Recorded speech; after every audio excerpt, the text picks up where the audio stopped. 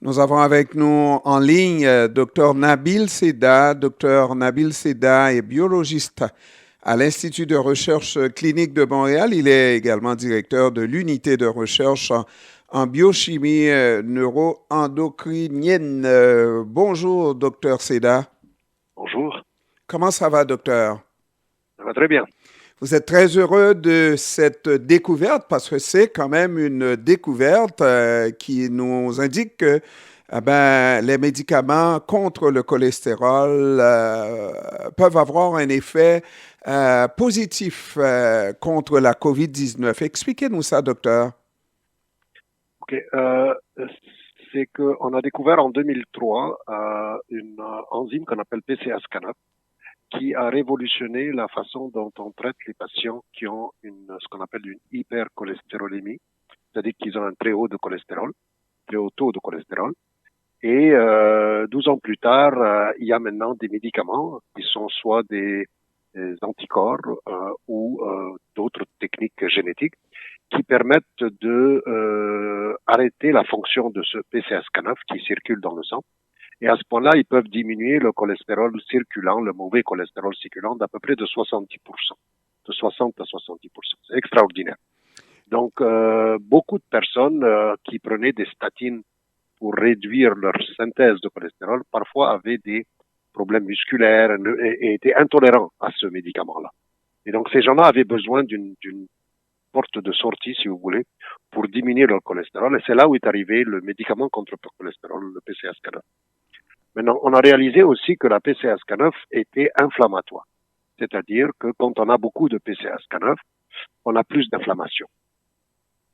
Et donc, c'était intéressant. Et quand on traite ces patients contre la PCSK9, l'inflammation diminue. Mais inattendu, on a réalisé que nous, on s'est posé la question, est-ce que le cholestérol est important pour l'infection de la COVID, du virus de la COVID, Non, mais docteur, vous avez fait un petit saut qui me perd un peu là. C'est le saut justement à la COVID, entre le cholestérol et la COVID que je n'ai pas vu là. Pourquoi Okay. vous vous êtes posé cette question-là? Qu'est-ce qui On s'est liait posé les deux? on s'est posé cette question, c'est que moi, j'ai découvert une famille de 9 enzymes, dont la PCSK9, c'est le bébé de la famille, le numéro 9. Mhm. Mais on s'est intéressé au rôle de nos enzymes sur la COVID. Depuis des années, on fait ça. On a publié ça l'année passée. On a prouvé que le numéro 3 de la famille, si vous voulez, active l'entrée du virus dans le poumon. Okay? Donc, on réalisait déjà que ces enzymes, les membres de notre famille, pourraient déjà réguler l'entrée du cholestérol, l'entrée du virus. Mhm. Et donc, on s'est intéressé s'il n'y avait pas d'autres membres de la famille qui pourraient aussi réguler la façon dont le virus nous infecte. Et on a réalisé que le numéro 8 de la famille, qui régule le cholestérol et les acides gras, lui aussi diminue la quantité de virus qui arrive à infecter nos cellules. Donc, on a réalisé qu'il y avait un lien entre le cholestérol et peut-être les acides gras et l'entrée virale. OK. Et donc, c'était clair qu'on devrait maintenant aller au membre numéro 9, qui lui, sa fonction, c'est vraiment diminuer, augmenter le cholestérol. Et quand on l'enlève, le cholestérol diminue. On s'est posé la question, est-ce que le numéro 9 pourrait lui aussi, vu qu'il réduit le cholestérol quand on l'enlève, affecter l'infection virale? Alors, inattendu est arrivé, oui, il l'affecte, mais on a réalisé que le numéro 9 a une autre fonction qui n'était pas du tout attendue, c'est qu'il dégrade, si vous voulez, la serrure par laquelle le virus rentre, ce qu'on appelle un récepteur. Mhm. Okay? Et ce récepteur s'appelle ACE2, Angiotensin Converting Enzyme 2. Et ce récepteur-là, si on n'a pas de ce récepteur, le virus ne rentre pas. C'est pas difficile. C'est la serrure. On s'est dit, qu'est-ce qui se passe? Il s'avère que le PCSK9 dégrade cette serrure-là. Et donc, finalement, le PCSK9 serait protecteur contre l'infection virale, puisqu'il n'y a plus d'entrée. OK. Donc, on s'est dit, ça, c'est superbe. Maintenant, on savait aussi que je vous ai dit avant, que le PCSK9 était inflammatoire. Okay? Mm-hmm. Donc, on s'est dit, mais attends, si on enlève le PCSK9, ça va diminuer l'inflammation. Mais en même temps, ça va permettre plus de virus de rentrer. De rentrer avec voilà. Plus de facilité, quoi. Voilà. Mais ce qui se passe, c'est que le virus, il rentre anyway. Okay? Et il a plusieurs façons de rentrer. Et une fois que le virus rentre, il y a certaines personnes, un certain pourcentage de notre population, ça peut aller jusqu'à 10%, qui font des réactions exagérées d'inflammation une fois que le virus les infecte. Mhm. Et ces gens-là, certains vont aller à l'hôpital, ils vont être intubés, ils vont avoir des réactions assez dangereuses, et ils vont aller aux soins intensifs. Okay? Et donc une grosse mortalité va se produire. Et donc, il y a une équipe polonaise qui est Kubica et Navarez, qui en même temps qu'on a publié nos résultats, ça c'est arrivé en janvier, eux aussi on dit, mais nous on va injecter cette drogue contre la PCSK9, c'est un anticorps, aux patients qui sont déjà aux soins intensifs. Vu qu'ils ont tellement d'inflammation, ben on va leur enlever l'inflammation en enlevant PCSK9. Et ça a fonctionné. Ça a fonctionné d'une façon extraordinaire. Ils ont diminué l'inflammation d'une façon inattendue. Et en effet, 50% sont sortis des urgences. C'est énorme. Hein? C'est Ils ont énorme. pu sauver, ils ont sauvé la vie, si vous voulez, de 50. Il y avait 60 patients, 30 sont sortis. Okay? Oui. Alors justement, je leur ai écrit en Pologne, ils veulent totalement collaborer avec nous. Et là, je leur dis, il est possible que finalement la PCSK9 aurait deux fonctions. Une fonction, c'est protéger contre l'entrée. Mais une fois que le virus rentre et qu'il cause l'inflammation, eh bien, il faut maintenant enlever la PCSK9 pour diminuer l'inflammation. Est-ce que c'est possible que la diminution d'inflammation que vous avez vue est due au fait qu'il n'y a plus de serrure? Et la serrure elle-même est anti-inflammatoire. Ouais. Donc, si on augmente la serrure, le virus est rentré. Donc, on n'a plus besoin de la serrure, il est déjà rentré. Mhm. Si on augmente la serrure, on diminue l'inflammation puisque la serrure est anti-inflammatoire. Donc, on a découvert qu'il y avait deux fonctions de PCSK9. Une fonction à l'entrée, mais à une fois rentrée, là, il faudrait éliminer la PCSK9 pour diminuer l'inflammation. À la rigueur, on pourrait parler de fonctions contradictoires par rapport à Tout deux... à fait. Oui. Tout à fait. Tout à fait. Et c'est pour ça que les virus exploitent au max le système pour notre physiologie pour pouvoir, eux, se multiplier. Donc, si on peut les attaquer des deux côtés, on est gagnant.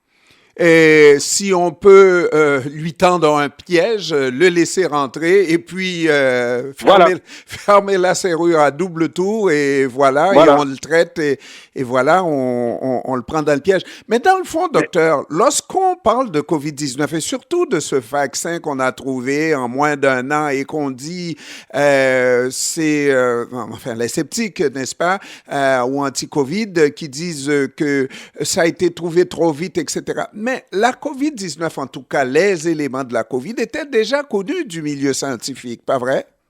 Ah ben, ça a commencé aux années 1890 en Russie, hein. Ouais.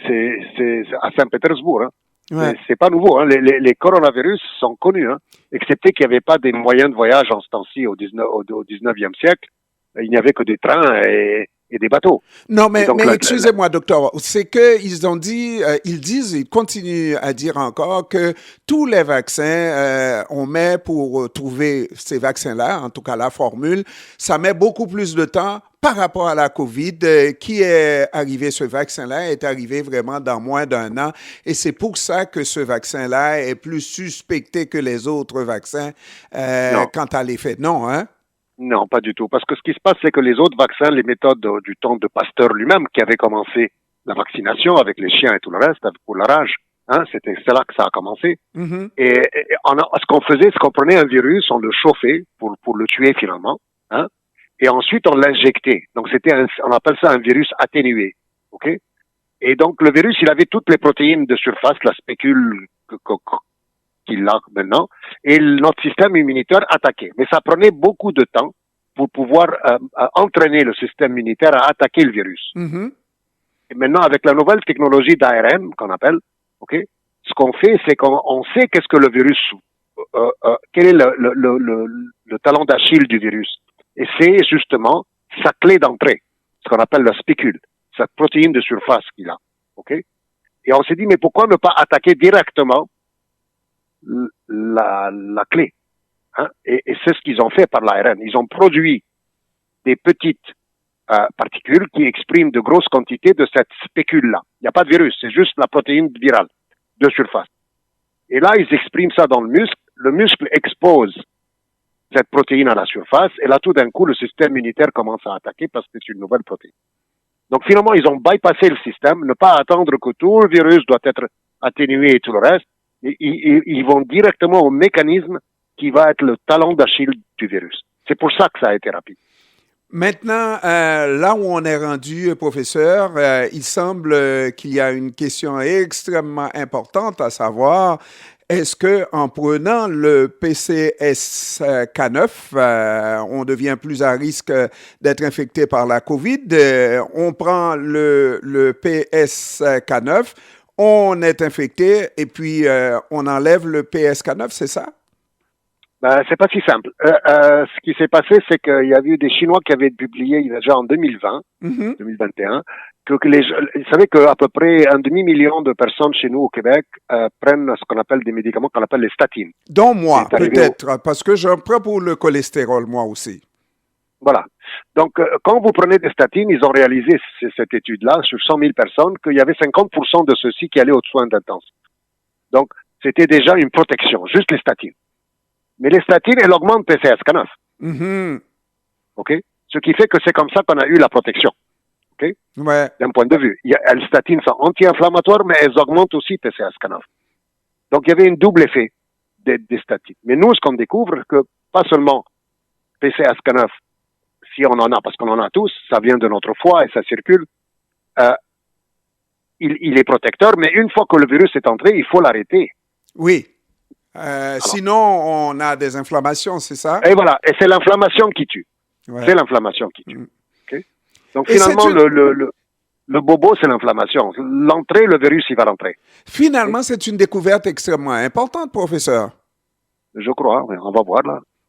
Alors moi, j'ai écrit à ces Japonais, à ces Polonais, pour voir si on peut pas faire des études cliniques, pour voir si vraiment l'utilité de cet anticorps ou de ce médicament pourrait être utile à la population. On va voir.